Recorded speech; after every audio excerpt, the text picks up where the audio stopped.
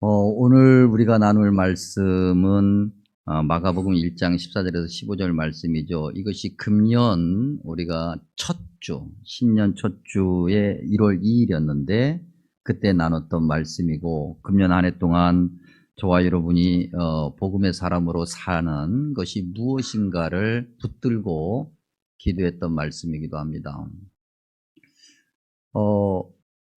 이제 예배가 딱 끝나고 나면은 몇 시간 있다가 우리가 신년 첫 주일 예배를 드려야 됩니다. 그래서 여러분들 이것이 주일 예배가 아니니까 몇 시간 있다 다시 예배 자리에 오셔야 됩니다. 예. 항상 집사님하고 나만 신앙생활하는 것 같아. 예. 또 우리 장로님 아까 기도하셨습니다만 이제 불과 1시간도 안 됐는데 몇십 분 지나면은 이제 2023년이 되고 우리 교회가 나이가 만 40살이 되는 그런 해입니다. 그래서 내년에는 아주 중요한 기도 제목도 있고요. 또 교회 역사를 한번 돌아보는 시간도 갖고자 합니다. 항상 뭔가를 돌아본다라고 하는 것은 우리가 좀 더 나은 미래를 살아가기 위한 그런 어떻게 보면 돌아봄이죠. 돌아보고 난 다음에 아유 왜 그럴까 한숨 쉬고 한탄하고 뭐 그러기 위함이 아니고요. 또 돌아보면 그리스도인들의 여정은 반드시 하나님의 은혜가 있음을 알아야 합니다. 고백되어야 합니다. 하나님의 은혜가 아니라면 우리가 결코 단 1초도 존재할 수 없기 때문이죠. 오늘 우리가 신년 첫 주에 나눴던 마가복음 1장 14절과 15절 말씀을 다시 한번 재확인하면서 우리가 그렇게 살았는지, 정말 복음이라는 주제였는데 복음으로 정말 잘 살았는지, 우리가 그렇게 살지 못했음에도 하나님이 어떤 은혜를 우리에게 주셨는지, 그러면 우리는 앞으로 어떻게 살아가야 될지 귀한 은혜를 나누는 시간이 되기를 간절히 소망합니다. 금년도 첫 주에 이 말씀을 나누면서 106회기 총회, 우리 지난회기 총회에 설문조사하고 그 다음에 한국교회 전체를 진단했던 그런 이야기를 나눠봤었습니다. 코로나 이전과 코로나 이후, 여전히 코로나 시대지만 코로나가 한참이었던 시대와 코로나가 이제 조금 이렇게 좀 누그러진 그런 시대에 믿음의 차이가 어떻게 나는가, 이런저런 이야기들을 많이 했는데 한마디로 이야기하면은 코로나는 우리의 믿음의 민낯을 드러내는 그런 시기였다. 그건 지금도 그렇고요. 그 대표적인 예가 비대면 예배였죠. 비대면 예배를 처음에 시작할 때도 목사로서 갈등이 있었고, 비대면 예배를 하는 중에도 그 갈등은 여전했었고, 비대면 예배를 그치고 난 지금도 과연이라고 하는 질문은 계속 저 자신에게 던지는 질문입니다. 오늘 이제 우리가 송무영신 예배 드리니까 내일 또 곧바로 몇 시간 있다 또 주일이고, 그러니까 또 날씨도 춥고 뭐 길도 미끄럽고 그러니 가야 되는가 말아야 되는가, 뭐 그다음에 또 곧바로 주일 예배 드리면 되지, 이런 여러 가지 갈등의 이 생각들이 있으셨을 것입니다. 그래서 그냥 뭐 물론 다 그런 건 아니지만, 오해하지 마십시오. 다 그런 건 아니지만 비대면 예배를 드리게끔 해줬으면 좋겠다, 그런 생각 해보셨어요? 안 해보셨어요? 솔직하게 조금은, 몇 분은 아마도, 물론 다 그런 건 아니에요. 나름대로 분명히 어떤 피치 못할 사정 때문에 뭐 예를 들면 병원에 입원을 하셨다든지, 결코 좋은 예는 아니지만 뭐 그럴 때는 그러면 그렇게라도 예배 드릴 수 있으면 얼마나 좋을까라는 거지만, 근데 이게 감사한 건지는 잘 모르겠는데 우리 교회가 10년이 이렇게 건축하고 입당하고 10년이 지나면서 우리 사실은 방송 장비가 그렇게 썩 좋지 않아서 여기저기 고장이 나버려 가지고 스크린도 지금 안 나오고, 비대면 송출이 되긴 하지만 그게 자연스럽게 되지 않고, 그래서 혹시라도 속으로 제가 기도하면서 하나님께서 정말 더 현장 예배, 대면 예배에 열심히 하라고 하는 것이 아닌가, 모이게 힘쓰는 그런 교회 말이죠. 성경적으로 그런 말씀을 하시는 건 아닌가라고 생각을 해봅니다. 코로나 종식 후에 예배에서 현장 예배를 드리겠다라고 응답한 기존 교인들의 퍼센티지가 얼마냐면은 약 80%예요. 20% 중에서 일부는 그냥 계속해서 비대면 예배 드렸으면 좋겠다라고 하는 것이고, 그 다음에 또 나머지 일부는 대면과 비대면을 공유하겠다라고 하는 그런 대답이었지만, 크게 보면은 80%는 그래도 현장 예배를 드려야 되겠다고 하는 것이고, 20%는 아무래도 좀 비대면 쪽으로 가 있으니, 그나마 좀 이렇게 말씀드리면 어떻게 받아들이실지 모르겠습니다만 80% 건지고 20%는 조금은 거시기 해줬다.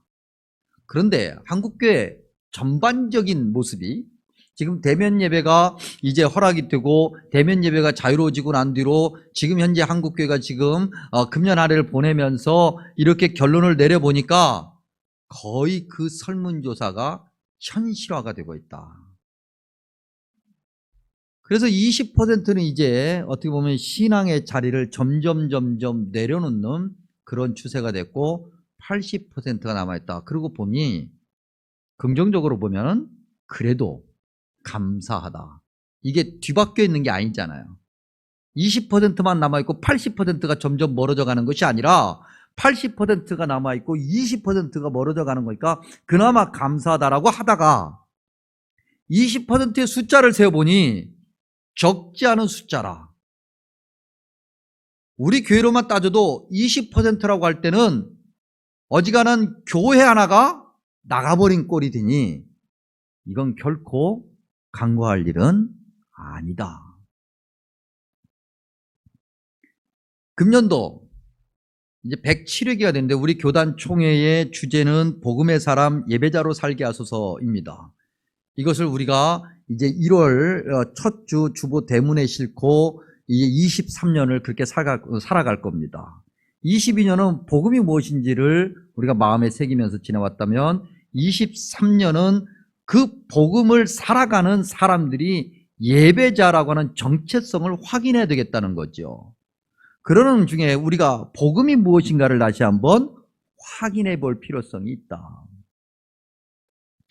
먼저 오늘 말씀에 보니까 예수님께서 공생애를 시작하시면서 갈릴리에서 시작하셨다 그랬습니다. 우리는 이 갈릴리라고 하는 단어를 굉장히 중요하게 붙들어야 돼요. 왜 예수님께서 갈릴리에서 시작하셨고 예수님께서 십자가에서 죽으시고 부활하시고 난 뒤로 왜 다시 갈릴리로 돌아가서 제자들을 만나셨는가? 갈릴리가 도대체 뭐길래? 갈릴리는 표면적으로 보면 굉장히 가난하고 보잘것없고 율법적으로 보나 사회 경제적으로 보나 지리적으로 보나 다 무시당하는 그런 지역인데 왜 주님은 굳이 그런 지역을 시작점과 이 땅에서 공생의 마지막 점으로 삼으셨는가? 여러분 한번 대답해 보십시오. 가난하고 조롱받고 조금은 무시당하고 그렇게 살고 싶으세요?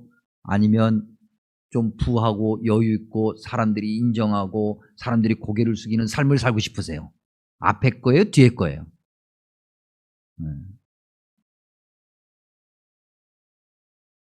대부분 우리의 심정은 우리의 어떤 일반적인 생각은 뒤에 거란 말입니다. 근데 성경은 굳이 앞에 것을 자꾸 강조하는데 왜 그럴까? 하나님의 기준과 가치는 세상이 이야기하는 기준과 가치와 그 출발점부터가 다르기 때문이죠. 하나님이 우리에게 원하시는 것은 세상의 가치관, 세상의 방법, 세상의 문화가 아니라 성경에서 이야기하고 있는 하나님이 원하시는 하나님의 가치, 하나님이 우리에게 말씀해 주시는 말씀의 진리가 그리스도인들이 붙들어야 될 삶의 첫 출발점이라고 하는 것을 계속해서 강조하고 있는 거예요. 교우들과 대화하다 보면 그리고 저희 집에서 저희 아이들을 키우면서 아이들과 대화하다 보면 자주 듣는 얘기가 뭐냐면 요즘 다 그래요. 요즘 세상이 다 그래요. 이런 얘기예요. 맞아요. 세상이 다 그래요. 요즘 다 그래요. 그런데 그게 뭔데? 그리스도인들이 요즘 다 그래서, 세상이 다 그래서 그리스도인들도 그렇게 살아야 된다고? 성경은 그렇게 말하지 않아요. 하나님은 그렇게 말하지 않아요. 세상이 다 그렇게 살아도 하나님의 백성은, 그리스도인은, 교회 다니는 사람은 그것이 옳은지 아닌지를, 그것이 내 인생의 출발점이어야 되는지 아닌지를 점검하라고, 하나님 말씀에 비춰보라고 말하고 있어요. 그래서 주님은 억지로 의도적으로 화려한 곳, 부유한 곳, 힘 있는 곳이 아니라 갈릴리를 선택하신 거예요. 부유한 곳에 있으면, 높은 곳에 있으면, 사회 경제적으로 아주 대단한 곳에 있으면 주님이 원하시는 것이 잘 안 보이니까. 그리스도인들이 지향해야 될 곳이 바로 그곳이라는 거죠. 근데 우리는 걱정해요. 야, 거기서 그러면 어떻게 세상을 살지? 그러니까 한마디로 얘기하면 비참하고 비루하고 망하는 삶을 살아야 되는 거야? 우리 주님은, 주님을 믿는 자녀들이, 주님의 백성들이 그렇게 비참한 삶을 살기를 원하시지 않아요. 출발점을 주님이 원하시는 것으로 바로 잡을 때 모든 것이 바르게 질서 잡혀서 하나님이 원하시는 복된 삶, 능력 있는 삶, 세상이 존경하는 삶을 살 수 있다. 근데 우리가 그렇게 못 살아서 문제인 거죠. 복음이 도대체 무엇인가?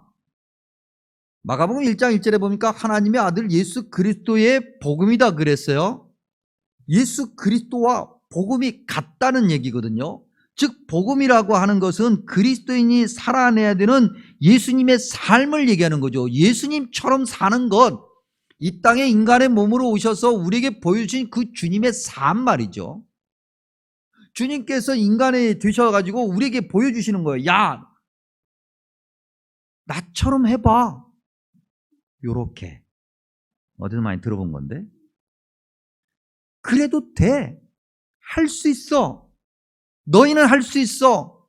힘들어? 내가 도와줄게. 내가 항상 같이 있잖아.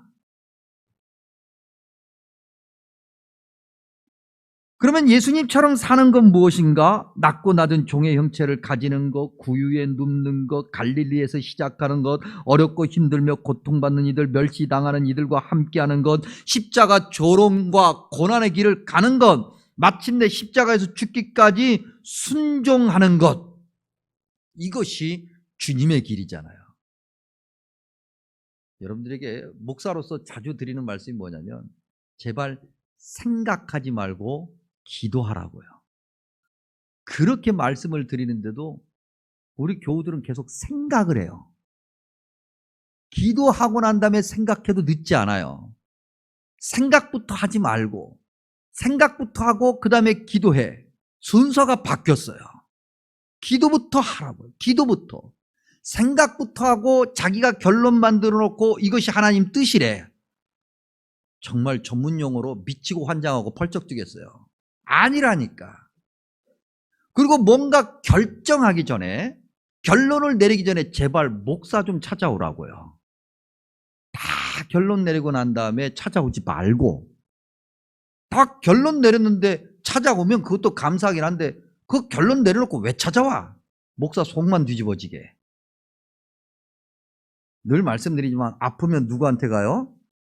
의사한테 가잖아요. 영적인 문제는 누구한테 가야 돼요? 목사한테 와야죠. 그런데 그때는 또 목사를 안 찾고 갑자기 안 찾던 하나님을 찾아. 그래서 열심히 기도했더니 하나님이 이렇게 하라고 그랬대. 정말 힘들어. 하나님은 얼마나 힘드실까. 이 사람은 이렇게 하는 것이 하나님 뜻이라고 하고 저 사람은 저렇게 하는 것이 하나님 뜻이라고 하고 하나님이 어느 장단에 춤을 추셔야 될까. 복음은 그런 게 아니에요.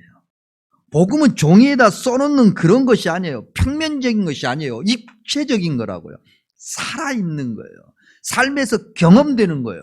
확인되는 거예요. 살아내는 거예요.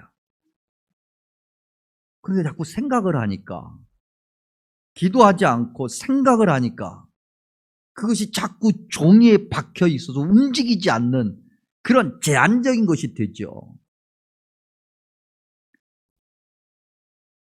전파한다 그랬어요. 전파는 뭘까? 전파한다. 입에서 입으로 뭔가 하나님의 말씀을 전하고 그런 것도 전파의 모습이겠지만 그건 시작인 거고, 본질은 전파한다라고 할 때, 복음을 전파한다라고 할 때 그 본질은 누군가에게 내가 본이 된다, 이런 의미예요. 복음을 살아가는 그리스도인들이, 복음을 살아내는 그리스도인들이 우리가 누군가에게 본이 되어야 된다고요. 여러분, 예를 들면 이것도 참 유치한 얘기긴 한데, 그리고 자주 하는 예인데 우리가 이때마다 꼭 예를 들어야 돼요. 목사님, 제가 성도 여러분, 정말 열심히 그리스도인답게 구별되는 삶을 사십시오, 그렇게 이야기하고 그렇게 설교하고 난 다음에 집에 가가지고 홀짝홀짝 한 잔씩 해가지고 나중에 교인한테 만났는데, 아유 죄송해요, 그러면 덕이 돼요, 안 돼요? 왜 안 돼? 목사는 좀 그러면 안 돼요? 목사가 그러면 돼요, 안 돼요? 너무 단호한데? 기도하십시오, 성경 보십시오. 제가 노예 서기하면서 사실 좀 많이 바빠졌어요. 그래가지고 막 성경 막 일독을 해야 돼요. 그 목사도 일독하니까 막 일독도 하고 이독도 하고. 근데 간혹가다 저희 집 사람이 저한테 염장질을 해요.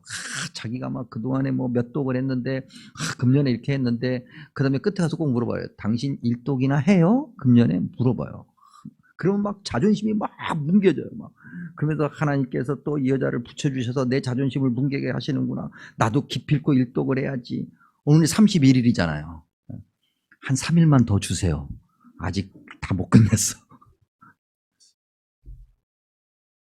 성경 읽으라고 이야기하고 기도하라고 얘기하고, 목사는 성경 한 장도 안 보고 기도의 자리에 한 번도 안 있으면 돼요, 안 돼요? 돼요, 안 돼요? 그럴 수도 있지. 그럴 수도 있잖아요. 안 그래요? 안 되는 거예요? 안 돼요. 복음을 전한다고 하는 것은, 복음을 전파한다고 하는 것은 그리스도인이 그리스도인다운 모습으로 살아내기 위해서 애쓰는 거예요. 우리가 완벽하게 복음을 살아낸다? 못하죠. 우리는 못해요. 우리는 목사님, 저도 못해요.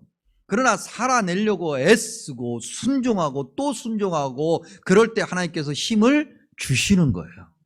하나님께서 말씀하시는 거죠. 애쓴다. 우리가 하나님을 향해서, 하나님 나 얼마나 애쓰고 있어요, 나 얼마나 지금 최선을 다하고 있어요, 맞지요가 아니라 주님께서 말씀하시니 하려고 하겠습니다, 합니다, 네 하는 거예요. 그래도 우리가 연약해서, 우리가 약해서 자꾸자꾸 이탈해, 심지어는 일탈해. 그럴 때마다 주님께서 우리를 긍휼히 여기셔서, 예, 거기가 아니고 다시 우리를 갖다 놓으시고, 참 네가 애쓰고 있다, 애쓰고 있다. 이것이 복음을 살아내는, 전파하는 자의 모습이에요.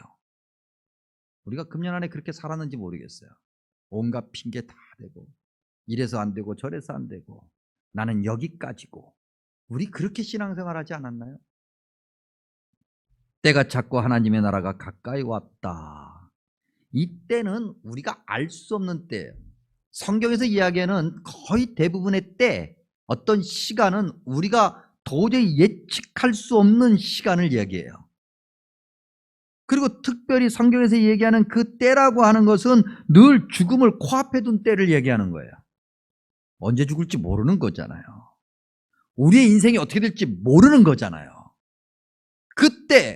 그때가 모여서 하나님의 나라가 되어요. 하나님의 나라라고 하는 그때로 가득 차 있는 거예요. 하나님의 나라가 가까이 왔다라고 하는 것은 그러한 때로 우리가 살아가는 것이니까, 하나님의 나라가 이미 우리 삶 속에서 경험되고 있는 거고, 그러한 삶을 한순간 한순간 살아가다가 어느 순간 그야말로 마지막 때를 딱 만나는 거예요. 누구도 피해갈 수 없는 그 시간, 그 시간 앞에 우리는 겸손해야지요. 그때 앞에 겸손해야지요. 우리 어르신들은 늘 얘기해요. 뭐 나도 젊었을 때 있었다. 저한테 그렇게 얘기하는 분이 있어요. 목사님도 이제 이렇게 좀 나이가 들어가니까 이렇게 주름도 좀 어디 가서 좀 피시고 막 그렇게 하라는 거예요. 그리고 어떤 뭐 분이 저한테 선물을 뭐 하나 주시면서 무슨 기능성 화장품, 남자들도 요즘에 기능성 화장품 필요하다고 해서 주름 제거에 탁월하다는 거예요. 아니 내가 어떻게 해서 키운 주름인데, 지금 이 수십 년을 살면서 정말 힘들게 삶을 하루하루 살면서 키워놓은 주름인데 그걸 왜 펴? 그래도 피긴 펴야 되나? 아니 또 얘기하죠. 뭐 언제로 돌아간다고. 그럼 왜 돌아가요? 왜 다시 돌아가서 그 고생된 인생을 왜 또 살아야 돼요? 지금까지 산이라고 얼마나 힘들었는데. 그래요, 안 그래요, 여러분? 그래요, 안 그래요? 그래요, 다시 돌아가겠다고요? 다시 돌아가면 다르게 살 것 같아요? 택도 없어요. 늘 우리는 주님이 주시는 지금 이 순간 이때를 한순간 한순간 점 찍으며 살아가는 거예요. 그리고 그때그때마다 주님이 원하시는 인생을 살아가는 거죠. 그게 그리스도인들 복음을 사는 사람들의 모습이에요. 예전에 제가 30대 때 이 40대, 50대 이 정말 이렇게 중후한 중년의 멋있는 모습을 보면 야, 나도 저렇게 되고 싶다라고 생각을 했어요. 그래서 나도 저렇게 살아가면 얼마나 좋을까. 근데 어느 날 제가 이제 그때 부러워했던 그 나이가 훌쩍 지나가면서 거울의 모습을 딱 보면은 에이, 중후는 어디 중후는 무슨 오대가는 게 없어 그런 게. 그냥 하루하루 주님이 주신 인생을 열심히 주님이 원하시는 모습대로 순종하며 살아가는 거예요.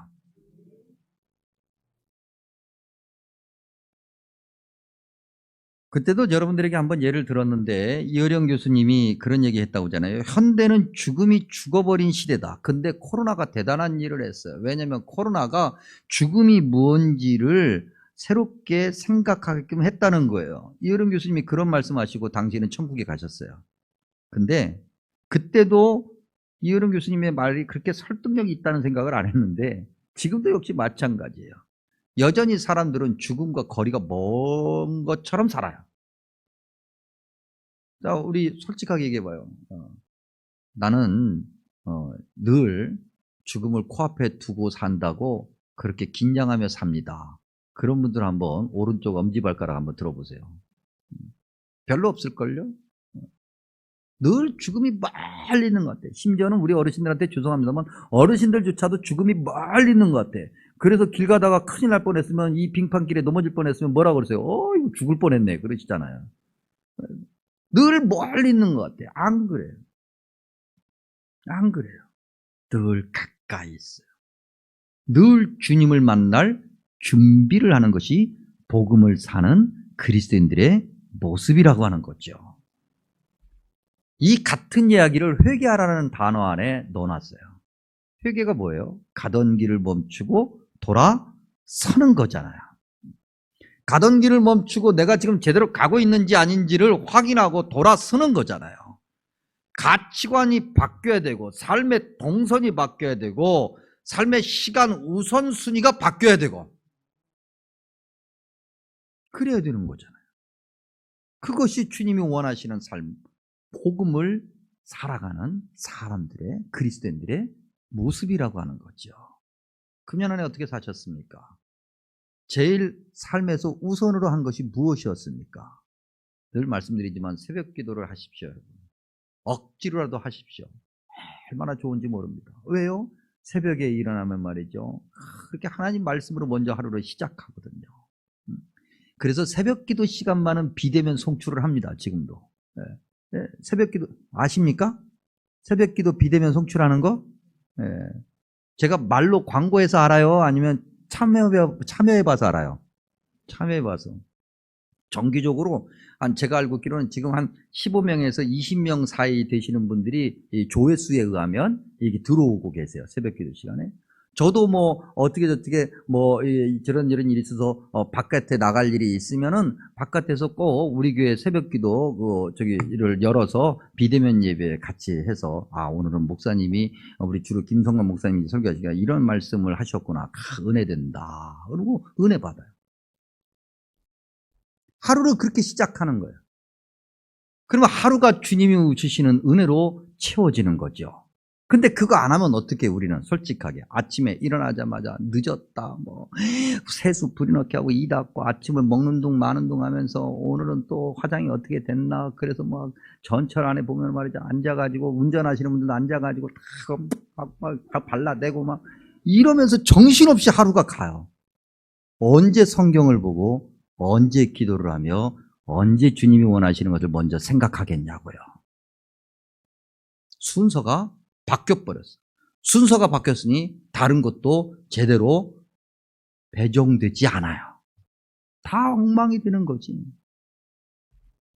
회개하라? 거창하게 무슨 하나님 내가 이런 죄를 지었고 필요해요. 근데 그거보다도 회개하라? 가던 길을 멈추라. 하던 것을 멈추라. 내가 생각한 것, 내가 해오던 것 다 멈추라. 다 내려놓고 다시 돌아서라. 그러면 주님이 가장 원하시는 것이 보이게 되니까 그거 잡고 그 다음에 2번, 3번, 4번, 5번 주님이 정리해 주셔요. 야 이게 2번이야? 이게 3번이야? 이게 4번이야? 그리고 그걸 잡아요. 그리고 그렇게 살아가 그 인생이 복된 인생이라는 거죠. 복음을 믿는다 그랬어요. 믿는다. 믿음이 뭐예요? 믿음이 뭐예요? 믿음. 여러분들 믿음이 뭐예요? 믿음은 말한다고 해서 믿어지지가 않는 거예요. 신앙생활 하다 보면 이렇게 교회를 오래 다니고 했는데도 안 믿어져요. 당연히 안 믿어져요. 안 믿어져요. 왜요? 성경 한 장 안 읽고 기도 한 번 안 하고 어쩌다가 성경 한두 장 읽고 끝내고 기도도 어쩌다 한 번 앉았다가 그냥 끝내고 그러니까 안 믿어지는 거예요. 그러니까 성경을 처음부터 끝까지 읽고 기도의 자리에 끝까지 앉아 있어야 믿어지는 거예요. 그것도 될까 말까요. 왜요? 사탄이 계속 흔들어대니까. 계속 흔들어대니까. 그런데 가만히 있다고 믿어져요? 안 돼요. 사탄이 못 믿게 하는 거예요. 계속 힘들게 하는 거예요. 믿음은 함께 할 때 이루어지는 거예요. 늘 말씀드리잖아요. 우리 특별히 여성분들 갑자기 길에서 딱 어떤 남 모르는 남자 만났는데 그 남자하고 조그마한 방에 같이 있어. 그러면 믿어져요? 불안해요? 불안하죠. 반대로 남자가 갑자기 어떤 여성분하고 한 방에 같이 있게 되었어요. 그러면 믿어져요? 불안해요? 그것도 불안해요. 알 수가 없어요. 왜? 한 번도 뭔가를 같이 해본 적이 없거든요.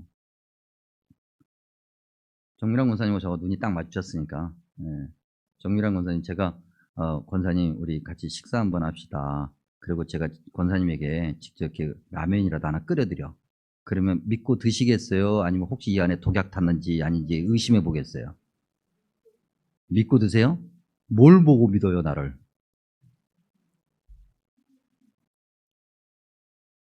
우리가 삶에서 같이 공유한 자는 다 믿는단 말이죠. 삶을 공유하면 믿어요. 삶에서 익숙한 건 믿어요. 믿음이란 그런 거예요. 주님과 함께 해야 믿어지는 거죠. 주님 말씀을, 주님의 그 원하심을 내가 내 삶으로 가지고 와야 믿어지는 거예요. 그냥 가만히 있다고? 안 그래요. 그래서 우리가 믿는다고 하는 것은 경험하고 확인하는 거죠. 하나님 말씀대로 살아보는 거예요. 하나님이 원하시는 대로 살아보는 거예요. 시간도 그렇게 배정해 보고 그렇게 해 보는 거예요.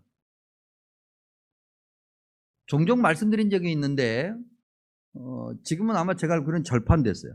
근데 성경대로 살아본 1년이라는 책이 있어요. 1년 동안 성경대로 어떤 사람이 살아본 거예요. 그냥 미국 사람인데 성경 그대로 문자 그대로 그야말로 문자 그대로 수염을 깎지 말라고 그래서 수염도 길러보고 그 다음에 뭐는 먹지 말라고 그래서 뭐는 안 먹어보고 아무튼 그대로 너무나도 정말 바보스러울 정도로 그대로 살아봤어요. 그리고 난 다음에 1년이 딱 지나서 뭐라고 얘기했냐면 성경대로 살아보니 참 가치가 있더라. 믿음의 고백을 하게 돼요. 근데 우리는 성경을 내가 하나님의 말씀으로 받아들이고 순종하면서 내가 성경대로 살아야 되는 그런 하나님의 말씀으로 받는 것이 아니라 성경을 대상화시켜요. 상대화시켜요. 내가 뭔가를 확인해 보려고 하는 것으로. 그래서는 믿음이라고 말하기가 어려워져요. 그러니 여러분, 신앙생활은요, 단순해야 돼요. 우리가 간혹 가다가 무조건 믿어라고 하는 말이 바로 이럴 때 쓰는 거예요. 하나님께서 그렇게 말씀하셨으니 그냥 아멘 하는 거예요. 예 하는 거예요. 그리고 나면 되는 거예요. 제가 종종 말씀드리는 것이, 저희 집 아이들이 종종 지금도 물어봐요. 지금도. 분명히 내가 대답했거든요. 근데 지금도 물어봐요. 도대체 아빠는 목사를 어떻게 하고 왜 하냐요. 지들이 보기에도 아빠가 목사할 사람은 아니거든. 집에서 아무래도 다른 여러분들보다는 저의 그 민낯을 자세히 보잖아요, 아이들이. 그러니까 도저히 지들이 생각해도 아빠가 저 성질머리로 목사할 사람은 아닌데 목사를 한단 말이죠. 계속 하고 있고 어떻게 해서 목사를 하네요. 뭐 아무것도 안 해. 아무것도 안 해요. 목사로 살아가기 위해서 내가 뭐 하고 그런 거 없어요.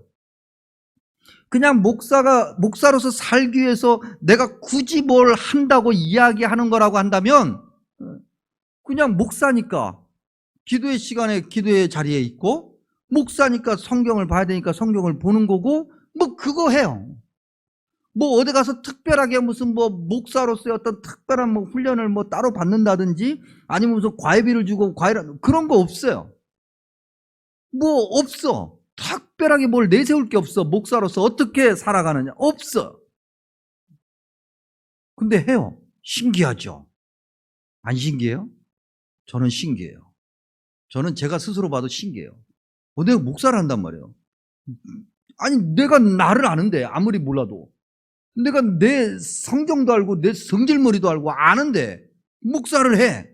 그것도 담임 목사를 해요. 우와. 그래서 제 주변에 있는 사람이 그런 얘기를 저한테 직접 한 분이 있어요. 야, 네가 목사를 하는 거 보니까 하나님이 살아계시긴 살아계시는구나. 그런 얘기를 저한테 직접 하신 분이 있어요.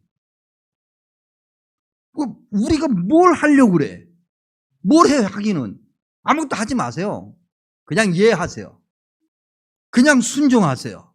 그대로 주님이 원하시는 대로. 그러면 하나님이 다 이루어 가시는 거예요. 그게 믿음이고 그게 복음을 사는 사람들의 모습인 거죠. 진정한 성경적 가치를 변질 왜곡하는 것이라면 우리는 다 모든 것을 버려야 됩니다. 그동안 한국 교회가 외연 확장에 관심을 가지고 있었어요. 그리고 교인이 몇 명 출석하냐, 부흥이 몇 명이 늘었냐, 전부 다 숫자로 계산하려고 그래요. 한국교회가 그렇게 온 거예요. 심지어는 지금 코로나 시대 이후에 계속해서 출석 교인이 몇 명이냐 이런 걸 따져요. 너무나도 안타까운 것은 제가 불과 엊그저께 들은 얘기예요. 코로나 이후로 교인들이 다시 회복이 잘 안 돼. 그래도 왜 회복이 안 되느냐? 그래서 목사님에게 그 책임을 물어요. 그래서 결국 목사님이 쫓겨났어요. 물론 아주 극히 적은, 아주 정말 부정적인 소수의 예지만 그렇게 해서 어떻게 교회가 성장을 하고 올바른 교회 모습으로 그렇게 하나님의 뜻을 이루어가겠어요? 외연에 집중을 하고 그런 것을 가장 중요한 가치로 생각하다 보니 주님이 원하시는 믿음의 본질, 복음의 본질은 어디 가는지 없어져 버렸어요. 여러분, 1년 내내 목욕 한 번도 안 하고 그 다음에 그 위에다가 1,000만 원짜리 코트 입으면 뭐해요? 냄새 풀풀 나는데. 목욕을 깨끗이 하고 날마다 씻고 그러면서 10,000원짜리 티셔츠 하나를 입어도 향내가 나는 거죠.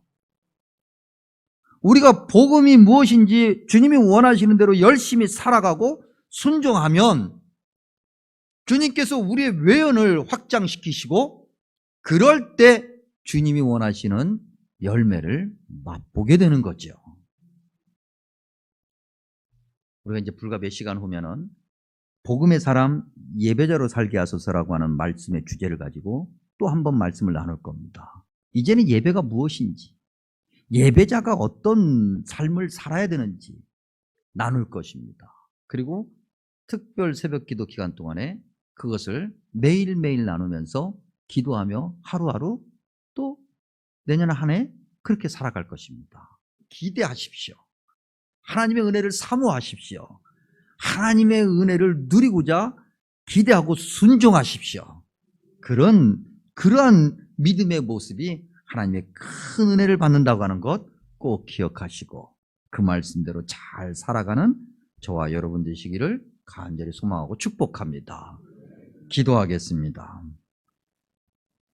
자비롭고 은혜로우신 주님, 2022년을 보내고 2023년 새해를 맞습니다. 한 해 복음을 얼마나 누리고 실천했으며 살았는지 이제 주님의 말씀을 들으며 다시 한번 돌아봅니다. 돌아보니 여전히 반복되는 교만과 죄를 부끄러움으로 고백합니다. 우리의 연약함을 긍휼히 여기시어 시간을 나누시고 새해를 허락하여 주시니 감사합니다. 이제 새해에는 지난 시간보다 조금이라도 성장한 믿음으로 살기를 소망합니다. 복음의 삶을 더 잘 살게 하시고 주님을 예배하는 자로 바르게 살게 하여 주옵소서. 은혜와 사랑이 충만하신 주님, 십자가 핏값으로 세우신 이 땅의 교회가 바른 모습으로 성장하게 하시고 좋은 열매를 세상에 가득 채울 수 있게 하여 주옵소서. 특히 성심교회 강복하시어 이곳에서 주님을 예배하는 이가 가득하게 하시고 무슨 일을 만나든 말씀을 붙들고 기도하게 하시며 기도할 때마다 응답의 역사가 일어나게 하여 주옵소서. 각각의 가정을 축복합니다.